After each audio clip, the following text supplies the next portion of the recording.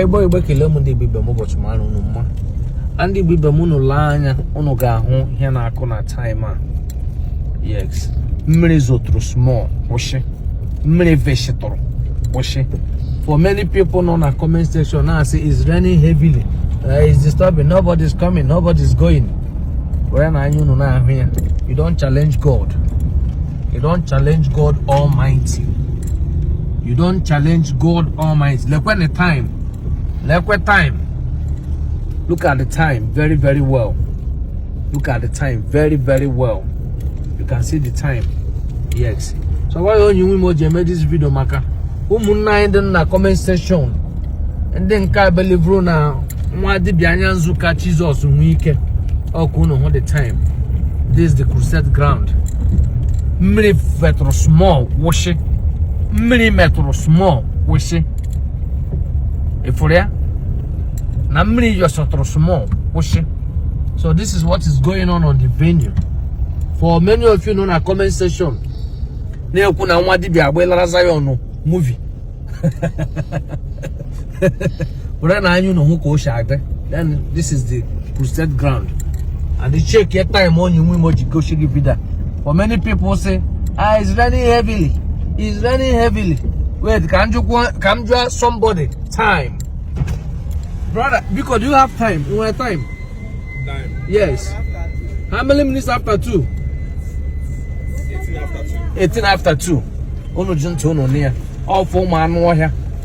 No na comment section na akofusa akoko like everywhere shide mmadu kare nwanne mmadu kare ahụ ụzọ mmadu kare anyị ga park here ka anyị be inside with unu update ụbọchị mara unu mma. God bless you all. Awesome. Igbo kele m ndị bibe m ụbọchị mara unu mma. Ndị bibe m onye nwe m agwụchala na nga ọkpaala unu laa anya. Who the hand a massive of people no here. Hey, Jesus! Unulanya. Una hold the crowd and a walk here. Yana ni moto. Mani more here. Mani more here. Unelena mani more here. Ota can go balashi walk woman. No down on our channel. One yes in Oga a Mezion and where I game and I'm really gezoga. Onto a mecha program, no down one at channel face video don't you win. Yeah, our life go pala. Yeah, life go pala. Yeah, life go pala.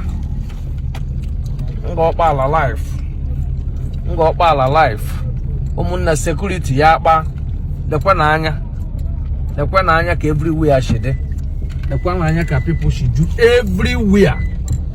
The moto mani mo na elanya mani mo ya ki hu moto na elana anya o subirila na ngo kpala omunne o subirila unu hunu danwu na achane then o marita solar ejichu everywhere mma munna wa onye nwe oje wetara onu ya onye chie ma Chineke aka mana onye ha ga-anwụ n'oge ya ruru anwe video na efegharị na asị mmiri zo na ngo kpala since morning.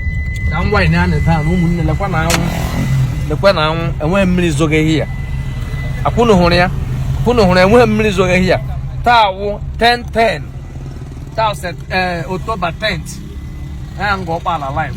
This is Zion ground, so can cut on here mme wedu nu more update okunu wura anya unu na ahụ dịka ha emege here na ọwụ obere ihe ụmụnne. Everywhere juru n'ọnụ pim everywhere enwete ụzọ esi aga ụbọchị mara unu mma. Hold on na mmenyu unu more update ihe mega na nga ọkpala. Why am I this video ọwụ onye si na mmiri ga-ezogo ntụrụ emecha crusade kwenụ na anwụ heat esi dị on but agụ ụda anwụ na-acha ni you can't challenge God. I challenge ya God egbe elu agbagbu oge ga-enwe ike ga na Chukwu ha. So were wayọ nnọọ surrender buru ite ọgwụ a butere anyị na Zion. Anyị were wayọ nara gị ite ọgwụ gị were ya mere tii were ọkụ gị ashiri ofe ụbọchị makwara unu mma. Ya unu lejima anya ọfụma. Unu lejima anya ọfụma unu ga-ahụ na ahaziri ihe niile ahazi. Emere nwee ebe moto na-aga abịarụ everywhere the way organized. You park here by the road, game weekend, but about inside, I has everything I has you. So go ahead, you know, I beg you, Mark, Saga here. Why only you more with this video? That's why me go show you update. Henny never gonna go live. I'm go show you Henny never get live. Otaka she didn't go today. Otaka, I'm go show you outside because Henny never get here today. Since you know shy got the video, you get what that here. About lost again, no Europe, no America, no any part of the world. Only we will get with that children Henny never gonna go because I'm them when they know here. This is the Zion market kind of buffet now. About now Zion market 2025. Yeah, you may hear what the market. I want to hit you about Zion market. People should park here. Park here. So I park here, give about inside. This is Zion market. How you gonna do? Development. You gonna do? Here got all on angle pala. Here outside the Bemege program. Here like you are going to River State.